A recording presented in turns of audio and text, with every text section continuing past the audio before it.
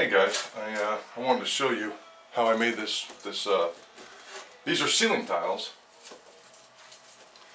You can see that's it right there, and I wanted to show you how I made this this ceiling tile mountain, and what I did.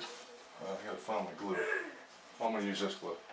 What I'm using is, see if you get a look at that. This is, it's not a very good picture because the light's kind of blocking it. Okay.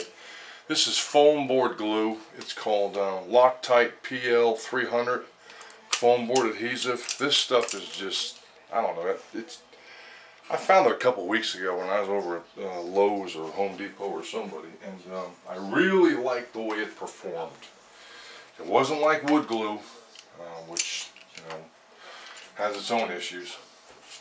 This stuff here gives you a little more time to work with it. So what I'm going to do is take this apart and just show you what I've got done so you can see it from start to finish of how I've made this little mountain of mine work. The first thing I do when I'm working with any of this extruded foam is I make sure the plastic barrier is gone. Do not leave the plastic barrier on there if you do this, because if you do and you try to stick your stuff to it, if it ever gets lodged or moved, it'll actually lift up that plastic barrier and you will have a issue on your hands for sure. Namely, you'll have, it won't look good, believe me. The next thing I want to do is, this is my base bottom. I want my base bottom to look like the base of a rock and not a piece of cut extruded foam. So this is a little bit of noise.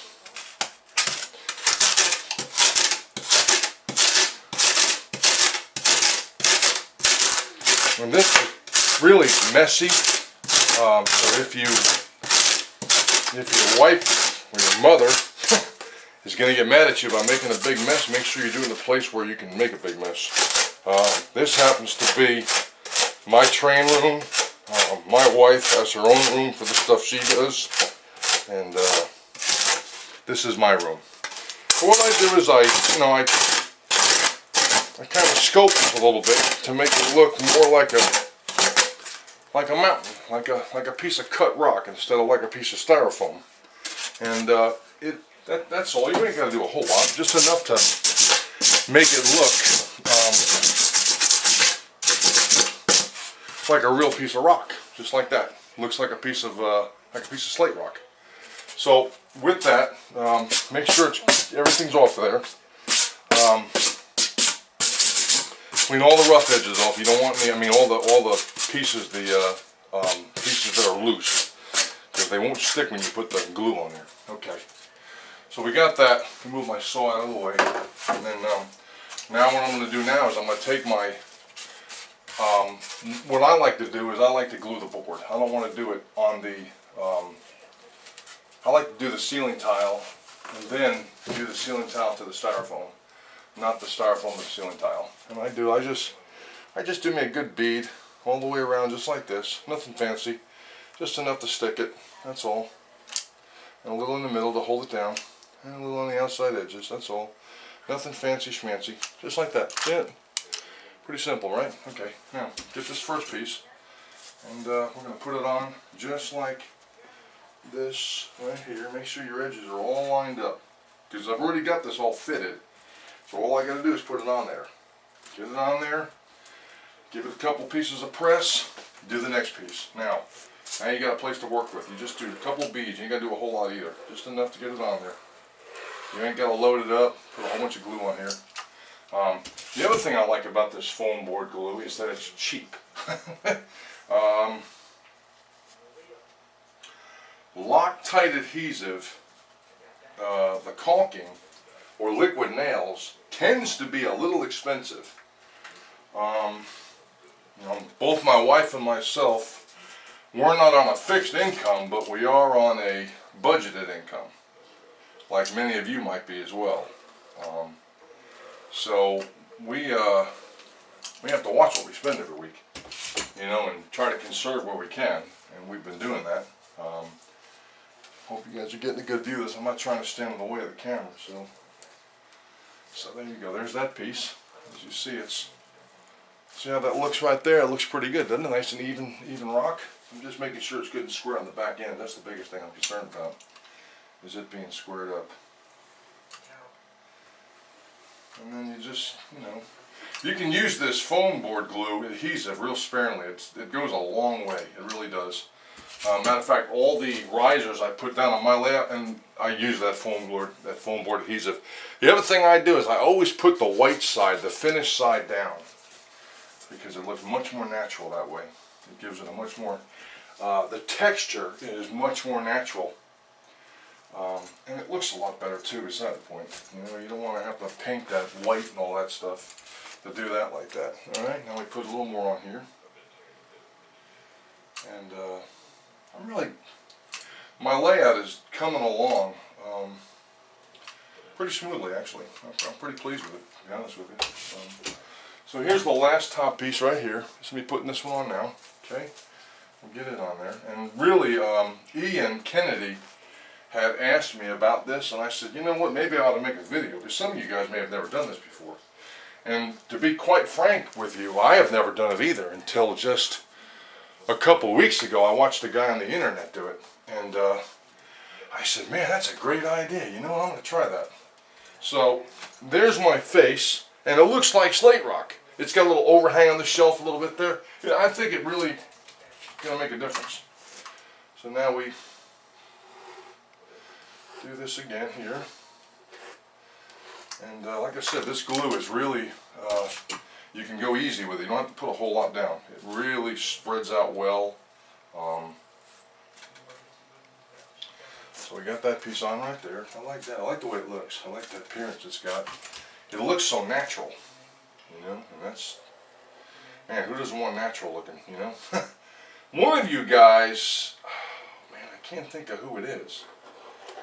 One of you guys, might be Steve Lamb, that has used ceiling tiles on his whole layout, and it looks awesome. And he told me about it, and then I went and looked it up on the internet, and I was like, man, that's so simple. I mean, you just, there are some ideas you get on from people, they're not all that simple. Well, this is not one of them. This one right here is one of those ideas that somebody came up with, probably by accident. And it's such a simple idea to do. And it looks so natural when it's all together. And Steve, I'm pretty sure it's Steve, he's got his done where they're actually coming out of a tunnel. And it just looks so dramatic and so realistic. It's crazy how real it looks. He's got his steam engine coming out of it, and it just looks like it's actual reality. And I was like, I'm going to try that. That is a good idea.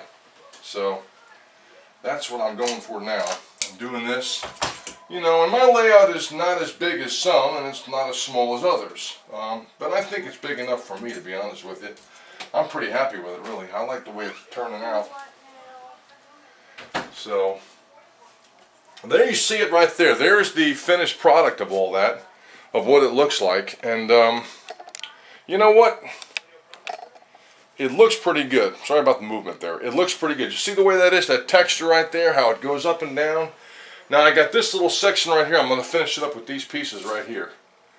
And you're going to see this transformation. It's just the coolest looking thing. I think it is anyway.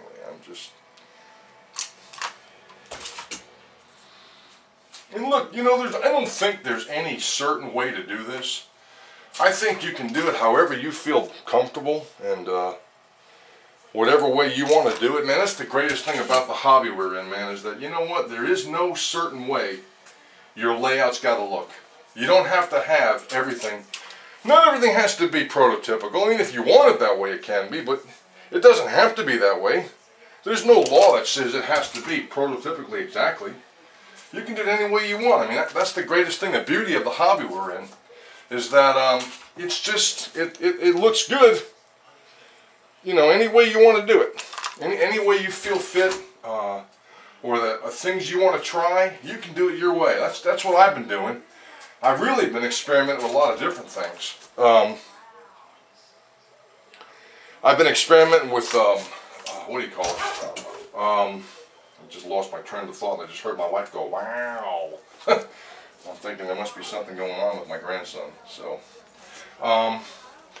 what I did was my first time using a number 8 turnout on a ramp going down. I never tried it. I got to thank John Warren for helping me out because he gave me some good insight about how typically it's supposed to be and how it would work the best. And I think I did that not in the respect according to the standards, but I did it according to what looked appropriate.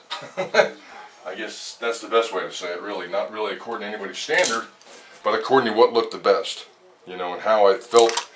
I'm not an engineer, but I can look at it and see, okay, that's not going to work if I do it that way. So I better not do it that way. Okay, so there you go. You see, there it is right there.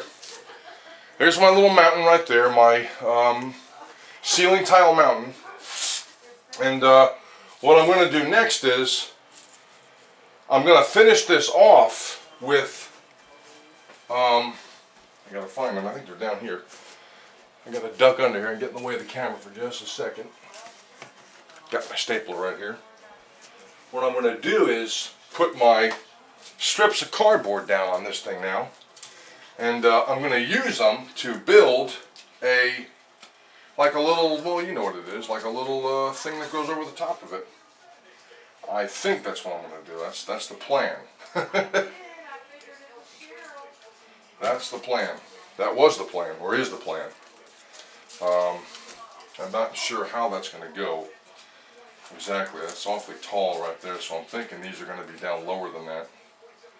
So what I'm probably going to have to do is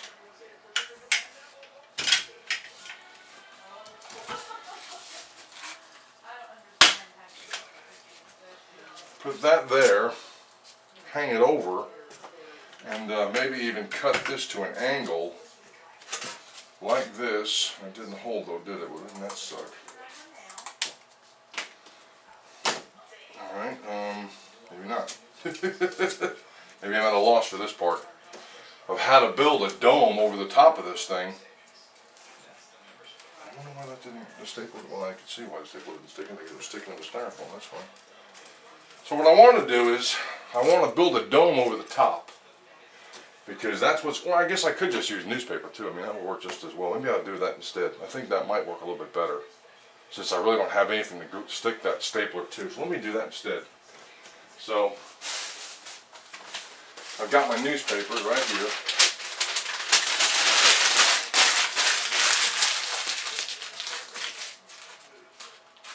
And I'll start making them small like that, so I can get all this dealt with. Apology right there. Alright, you see now where I've gotten with that, what I've gotten done. I got all my newspaper up there. I put tape all over it to kind of hold it in place, to hold it down the way I want the form to go, because I wasn't getting anywhere with my cardboard strips. And that's probably more because I've never done it with cardboard before. So what I'm going to do now is, you see what I got here? I'm going to go ahead and plaster it, cover it up with plaster, and then I'll return. I'll see what I got done.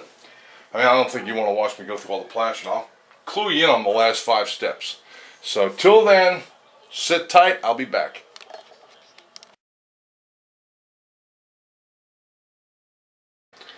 Okay guys, as you can see, I've got a lot done in a short period of time. Not that it was about time, but it's, I mean, no pun intended there. I told you I'd clue you in on the last piece when I got to it, and I'm about to put a little tie-in piece right now to bring it all together so you can see exactly how it's going to look.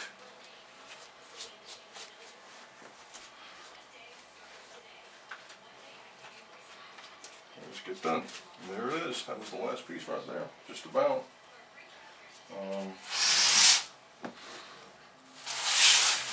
There's the front. That's my mountain. I just made that in what, a couple hours? I mean, it wasn't the end of the world. Took me about an hour to do the whole thing. Here's the back side. I'm going to put a piece over this to overlay it to kind of strengthen it a little bit more.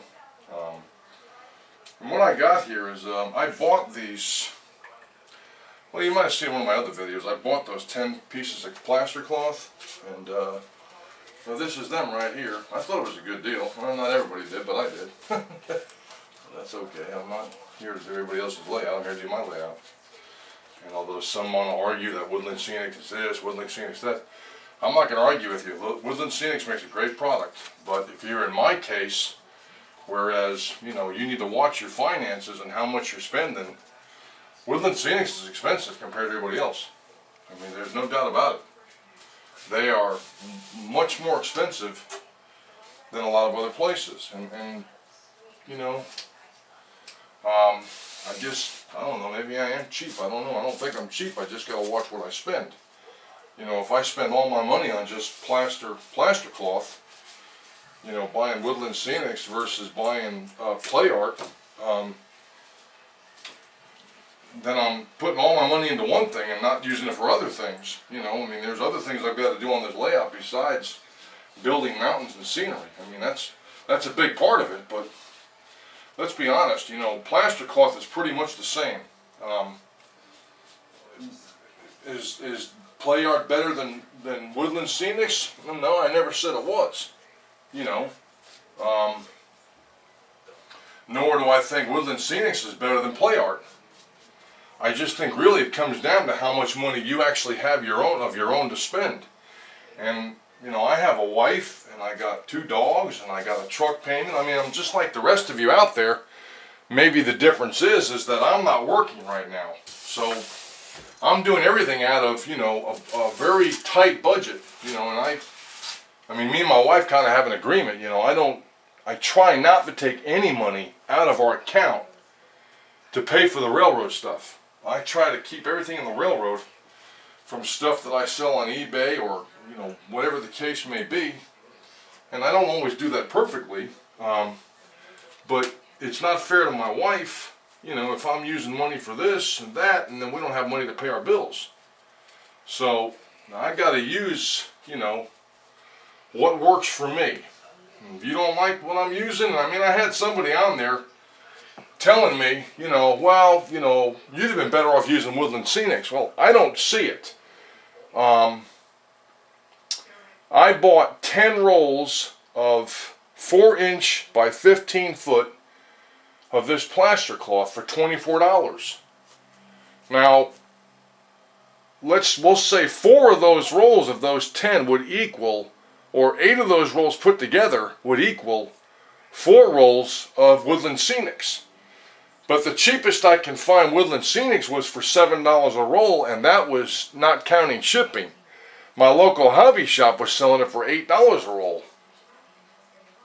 So there's like a $8 savings right there, plus I have an additional roll left. So, you know, I'm not sure, you know, and the person knows who I'm talking about. They know who they are. I don't have to mention any names. You know, it's if you're that much of a bean counter, you know, you're either, there are some things that I want to spend my money on, and it's not plaster cloth. I can assure you of that. You know, I want to spend my money on good track. I want to spend my money on good turnouts, on a good DCC system. But I don't want to spend money on plaster cloth. So that's my finished result right there. You see how long it took me. It probably took me an hour and a half to build that mountain right there. And that's going to sit in that corner right there that you're looking at. This corner right here is where that mountain's going to sit. And by the looks of it, I think it's going to look pretty darn good. And when I get done painting all this part, the shale or slate, all the slate rock, it's going to look awesome. I know it is because I saw it done on the internet. And it was just a great idea. The guy whoever found this idea really found a good idea. So you see me, I've done it, and I hope, Ian, that helps you. I've showed you how I did it. I hope you can learn from it. And with that, guys, have a great night, and God bless you.